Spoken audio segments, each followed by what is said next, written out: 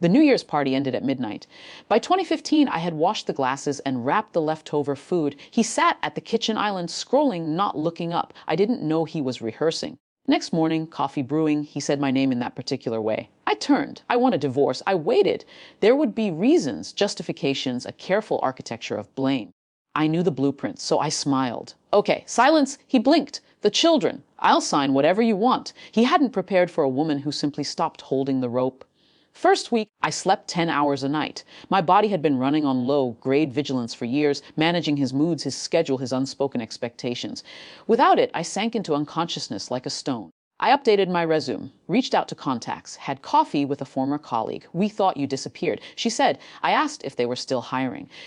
First missed school pickup came in February. His assistant called at 20:45. He was in meetings. Could I get Lily? No. He has 2 arms and a car. Tell him to leave. Lily called that night.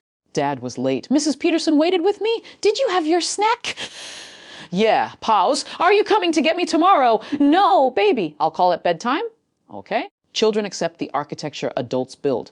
Soccer injury happened in March. Alex 8 took a cleat to the shin. Blood panic. They called the first number on the emergency form mine. I was in a meeting. I let it ring. They called his father. By the time he arrived, 40 minutes later, another parent had bandaged Alex and taken him home for ice and cartoons. My son was fine. First father was not. He showed up at my apartment that night. First time he'd seen it. Small, neat, mine. You didn't answer. I was in a meeting. You could have.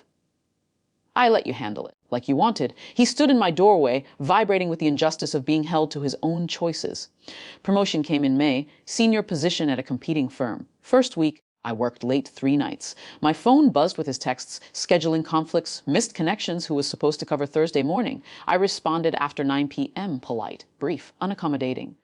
Thursday morning, he missed an 8 a.m. client call. His boss noticed. His mother called in June. He said you gave up the children. I agreed to his proposal. Long pause. That doesn't sound like you. Did he tell you why I agreed? He said you didn't want them. No. He said he wanted them. I let him have what he wanted. Silence. A mother who knew exactly what her son was like to live with. I won't call again. She said finally, I know.